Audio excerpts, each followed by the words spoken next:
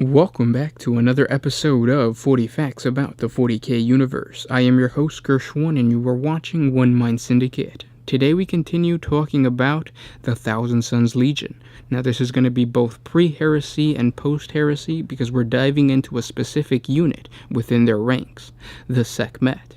If you guys have any suggestions for special units, whether it be for Space Marines, the Imperium, or any Xenos race, please comment down below and we will try to create a video for you explaining what that special unit is all about.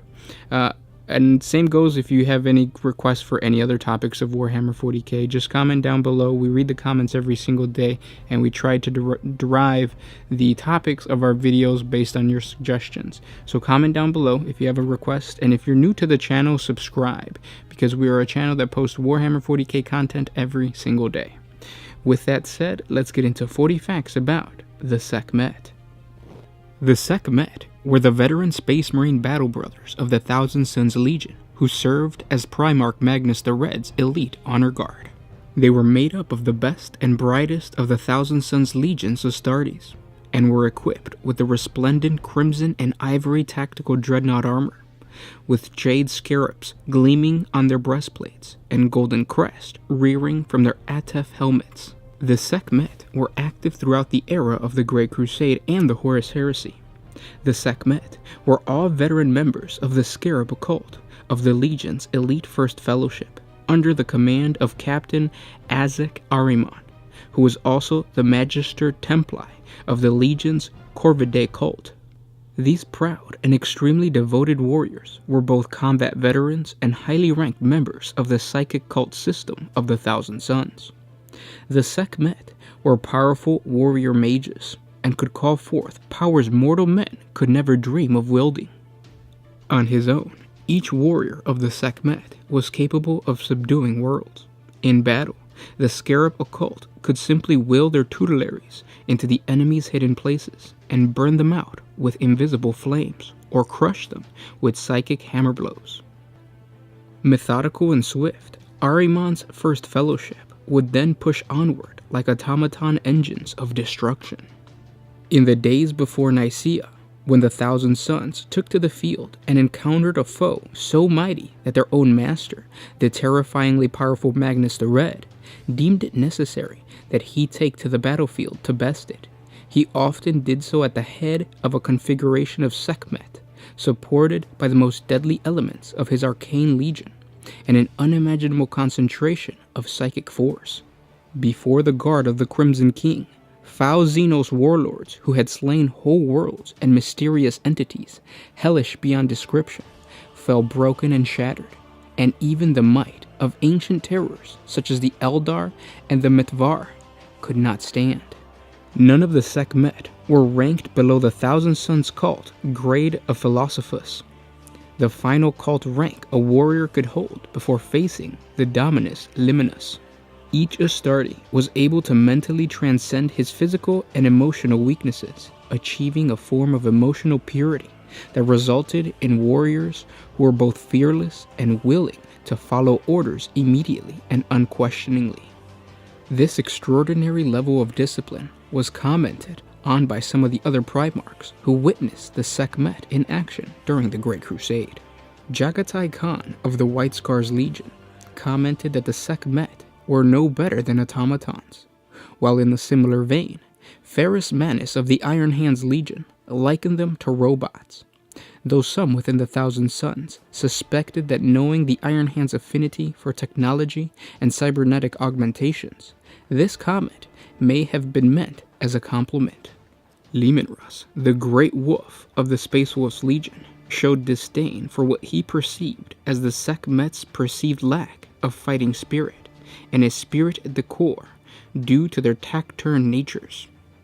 Following the Thousand Sons Legion's transformation into a Chaos Traitor Legion devoted to Tzeentch, and the enact of the rubric of Ahriman, the physical bodies of the Sekhmet, like many of their non-psychic battle brothers, were reduced to mere dust, the animating spirit that remained possessing only an echo of their once vaunted intellect. They go into battle at the behest of their sorcerer lords, advancing with eerie and unhurried calm. Their ornate armor, derived from the ancient Terminator warplate, ripples with arcane force, sending solid shots, ricocheting away, and even turning aside the beams of high-technology weaponry. At close quarters, the Scarab Occult Terminators bat away their assailants' blows with contemptuous sweeps of power blades, before delivering devastating attacks against those who insult the warrior of Prospero with their resistance. In battle, these elite warriors are often gathered into a battle formation known as the Sekhmet Conclave, a concentration of magical force like no other. The air around these timeless warriors shimmers with energies as the sigil wards of the Scarab Occult magnify their protective powers to new heights. Gathered around their psychic masters, these massively armored warriors walk in thudding lockstep, the beat of their heavy tread, a deadly drum that speaks of impending doom. Inferno combi bolters are raised as a silent command, a blistering salvo of bolters hammering out to send transformic flames billowing in all directions. The arcane syllables uttered by their lords echo around the battlefield, though the Scarab Occult were once counted amongst the most powerful mortals in existence. Their independence is long gone, and now they serve only the sorcerer fiends in their midst. The Sekhmet are armored with cataphractic pattern Terminator armor, and usually carry force weapons and combi bolters armed with Asphinx shells. Asphinx shells were first believed to have been developed on Prospero for use with relatively primitive projectile weapons made to defend against the deadly Sinoians, but the difficulties of mass production and scaling of their effect limited their deployment. The weapons of the Thousand Suns are shaped by the craft of artificers and sorcerers alike. When their guns roar, they fire not only explosive bolts that tear flesh, but uncanny arcane energies that can melt even ceramite. In such a fashion is the long war waged anew. And those were 40 facts about the Sekhmet. I hope you guys enjoyed this video, and like I said in the beginning of the video, if you guys have any suggestions for other units of any other chapter or of any other race, whether it be Xenos or Imperium, that you guys would like us to create a video for, let us know in the comment section below. We read that every single day, so whatever you request, we create a video for that.